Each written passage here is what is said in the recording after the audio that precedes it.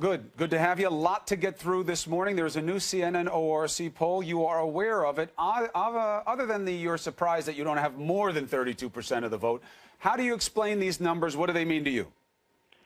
Well, I think they mean that people are tired of politicians that make deals like the deal we just made with Iran, which is one of the worst negotiated transactions I've ever seen in my life. And I'm not just talking about deals between countries. I'm talking about any kind of a contract. It's one of the worst deals I've ever seen. It's the most one-sided, lopsided disgrace, and how it goes through is unbelievable, and we should not give the money. There are ways that we can get out of giving the money.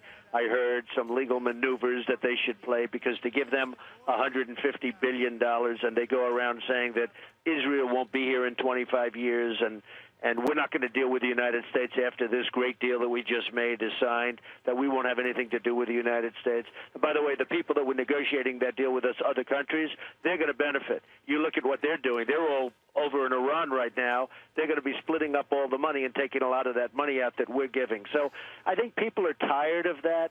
They're tired of Sergeant Bergdahl, where we get Bergdahl a traitor and they get 5 killers that they've wanted for 10 years.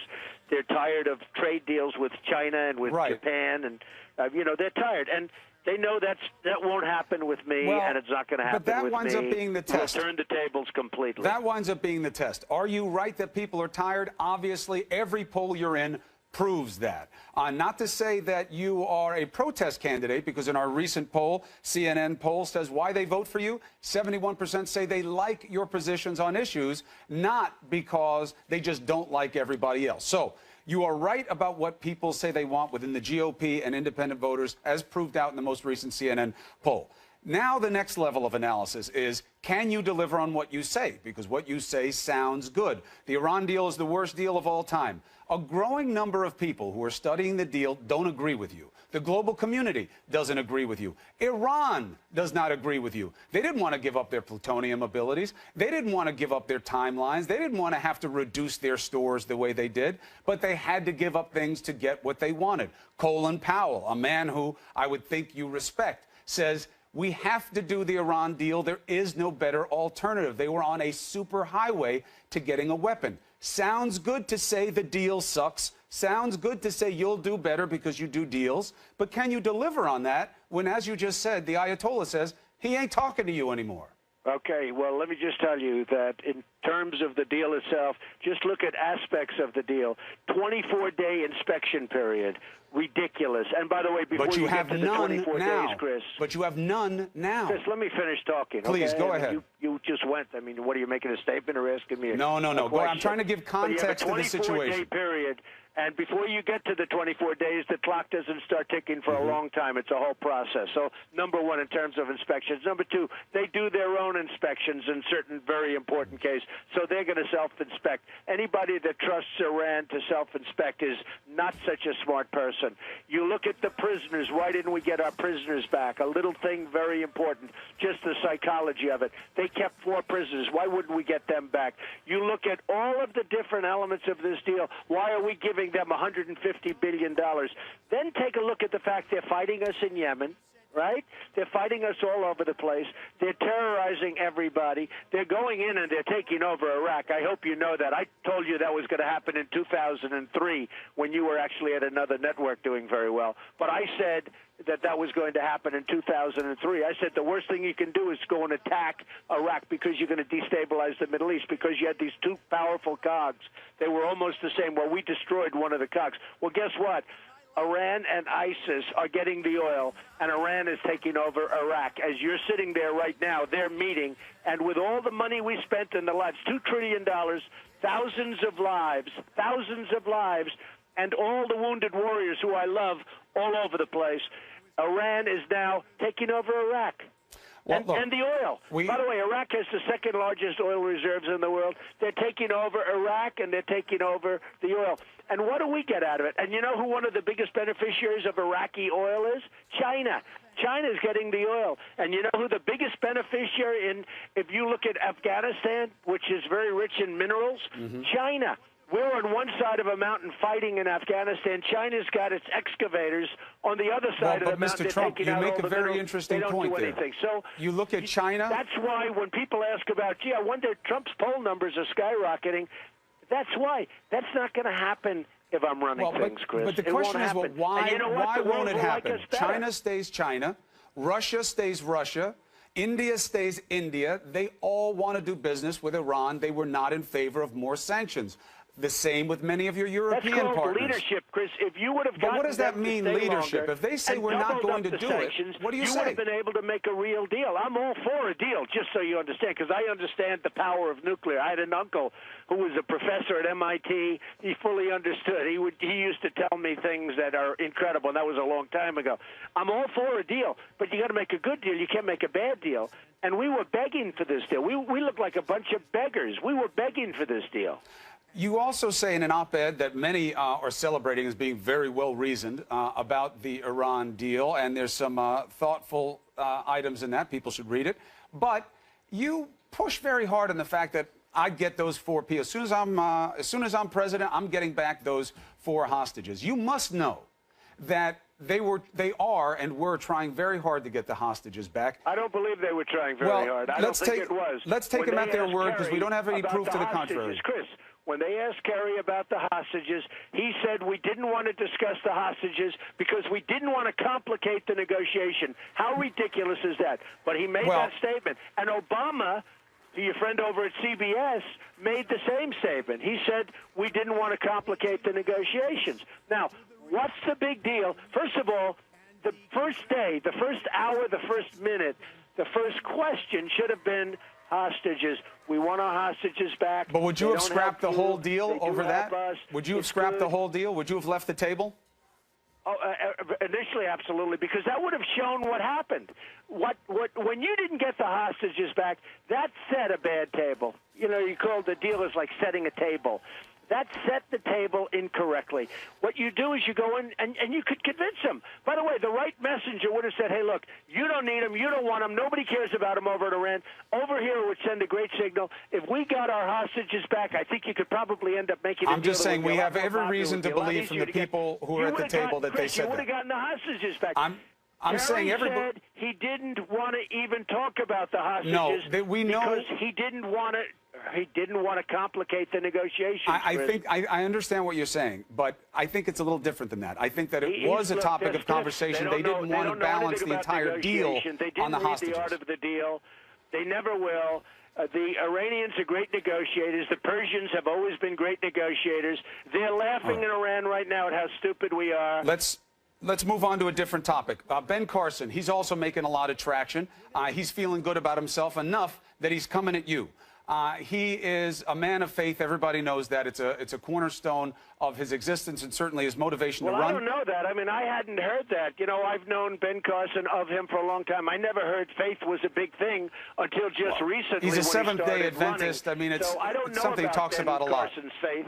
And all of a sudden, he becomes this great religious figure. I don't think he's a great religious figure. And I saw him yesterday quoting something, and he was quoting on humility, and it looked like he had just memorized it about 2 minutes before he made the quote. So, you know, don't tell me about Ben Carson. Well, but Ben Carson's coming at you, too. He's starting to hit me, so I hit back. I only hit back when I get hit. I'm a great counterpuncher. Let me ask you Ben Carson, you're talking about his faith. Excuse me, Chris. Please. Go back and look at his past. Go back and look at his views on abortion and see where he stands. You talk about abortion. I mean, go back and look at his views on abortion. Where now all of a sudden he gets on very low key. I mean, frankly, he makes Bush look like the Energizer Bunny. He's very low key. He's got a lot of donors, a lot of people pushing him. But Ben Carson, you look at his faith, and I think you're not going to find so much. And you look at his views on abortion, which were horrendous. And that's, I think, why I'm leading with all of the evangelicals. I'm, as you know in your poll, number one, I'm leading Ben Carson by a lot. You know, you said, oh, Ben Carson's surging. Well, I'm almost double his numbers. So, absolutely. You know, but I'm saying he came out of nowhere is all I'm saying. He's not a big celebrity. You know, people didn't know about him. He doesn't get anywhere near the attention that you get. Chris, I only bring it up because I saw him hitting me yesterday. He's questioning my faith. Let me ask you something. He definitely is questioning your faith. A great believer in the Bible. He's definitely questioning your faith. Hey, Chris, who is he to question my faith when I am, you know, I mean, he doesn't even know me. I've met him a few times, but I don't know Ben Carson. He was a doctor perhaps an okay doctor, by the way. You can check that out, too. We're not talking about a great... He was an okay doctor. I don't know about okay fine. doctor. He was the first man to separate conjoined twins. Because he's a doctor and he hired one nurse, he's going to end up being the president of the United States? But for him to criticize me on my faith is absolutely... And for him to read from the Bible... In his memory, it looked like he memorized it about 2 minutes before he went on stage. Do you think you're more a man of faith than he is? Ben Carson is not going to be your next president. That I can tell you. You think you're more a man of faith than Ben Carson is? I would say I can't quote him. I can only say I am a man of faith. I don't know enough about Ben Carson. But if you look at his past, which I've done, he wasn't a big man of faith. All of a sudden, he's become this man of faith, and he was heavy into the world of abortion. And he was a doctor, and take a look at the hospitals where he worked. He was a doctor. Check out the past and see. All of a sudden, he's totally, he's totally anti-abortion. Well, if you look back, you will find he's a very much different Ben Carson. Now, one other thing. Please. He shouldn't be questioning my faith. Because, number one, I'm leading with the evangelicals. I'm Protestant. I'm Presbyterian. I have great relationships with the people of Iowa, with New Hampshire, with South Carolina. And he shouldn't be questioning my faith. You know why? Because he knows nothing about me. I met him a couple of times. All right, so maybe you guys should get together. Let's move on to another topic. You had a there he goes again moment.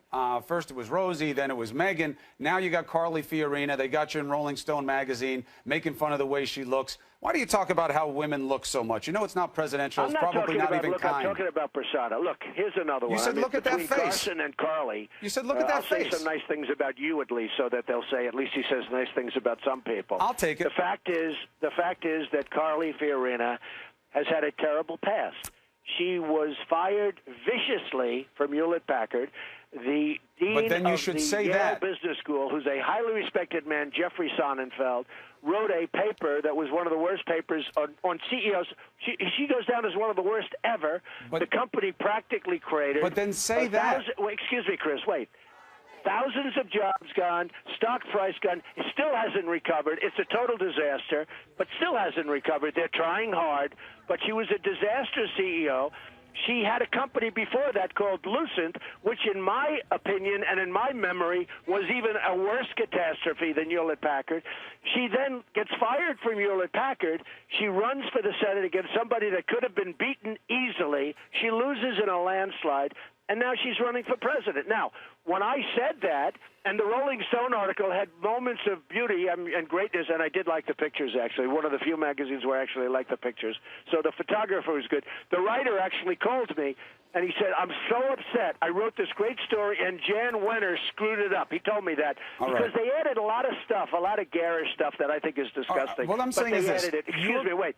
So, but Carly...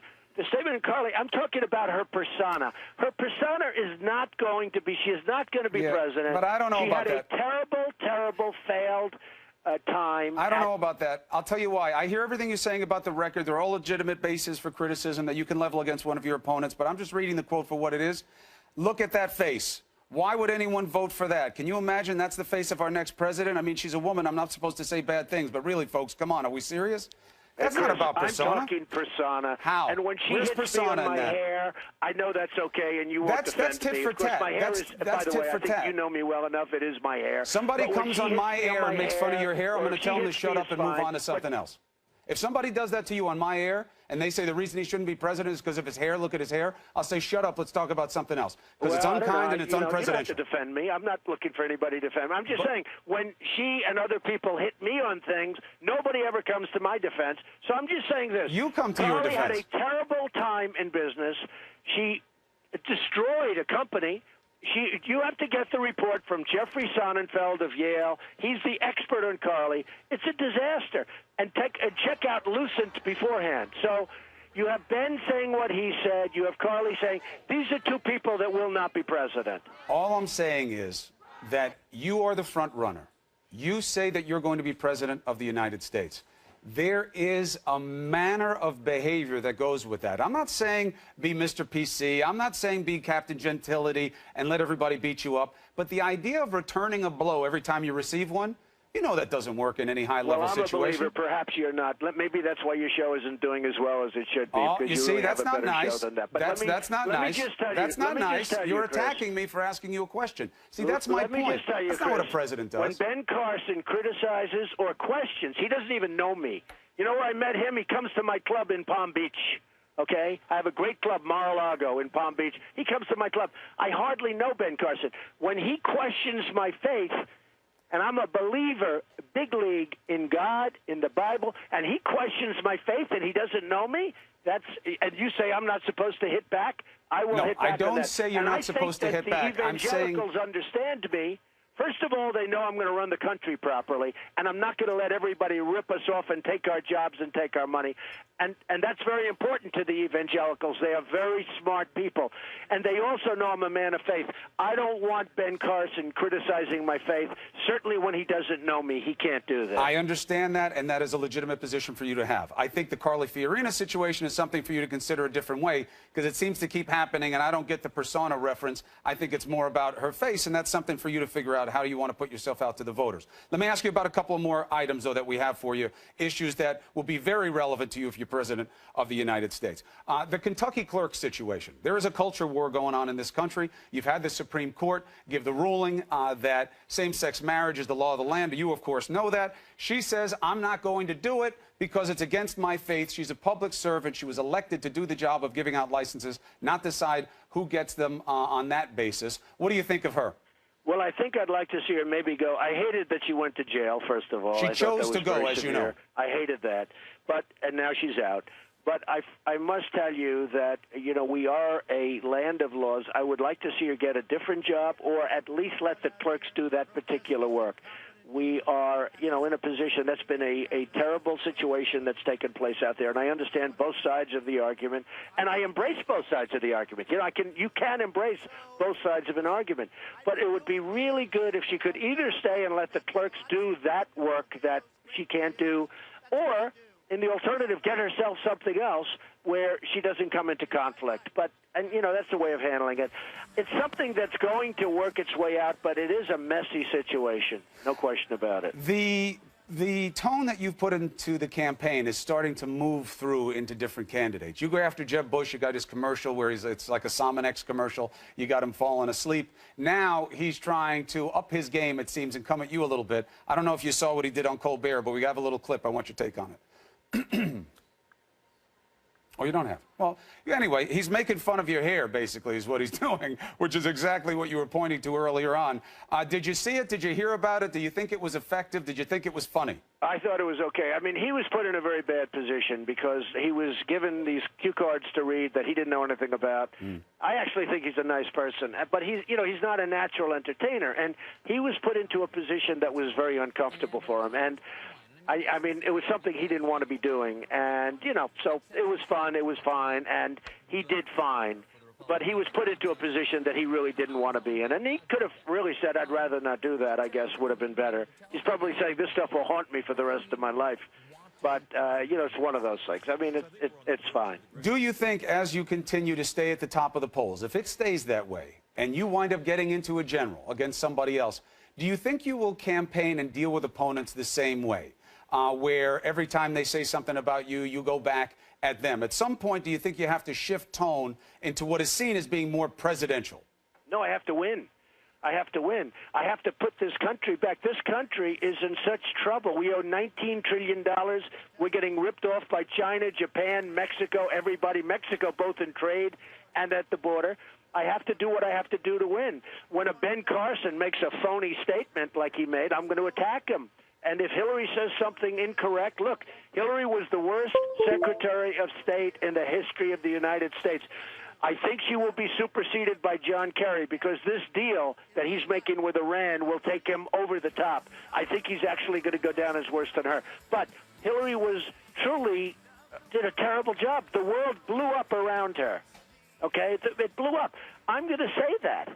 I'm going to say that. Now, you know, it's sort of interesting because in the polls, and you see, I'm leading with African Americans. I've got the highest poll number in the history of the Republican Party primary things.